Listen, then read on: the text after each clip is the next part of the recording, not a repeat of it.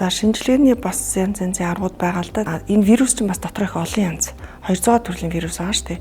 Тэгээд энэ дээрээс яг нэг цөөхөн хитэн төрөл нь хортой авдрыг үүсгэж байгаа байхгүй. Яг тэр төрөл нь бий юу үгүй юу гэдгийг бас шинжилж болдог.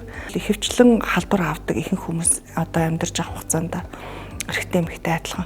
Ихэнхдээ тэр халдварыг тухайн хүний дархлааны систем биесээ зайлуулж чаддаг байна. Тэр хорт авдар үүсгэж байгаа вирусыг удаан хугацаанд биендээ тээхээр хортой авдар үүсэж байгаа. Тийм тохиолдолд бол одоо бид нэр ялангуяа одоо хавдартай онцлогдож байгаа өвчтнүүдийг энэ вирусын гаралтай юу эсвэл арх тамхины шалтгаантай байна уу гэдгийг бас авсан эд дээр бас мөн шинжилдэг болсон сүүлийн үед. Гэтэл ам залгуур буюу одоо бидний яг одоо хэлний үг тэрнтэй ойролцоо хоолойны мах энэ гэж ярьдаг штеп. За тэр ойролцоо байгаа эрэгтнүүд за түнхтэр ч гэсэн ялгаагүй сүүлийн үед вирусын шалтгаантай ам залгуурын хавдар бол ихсэж байгаа.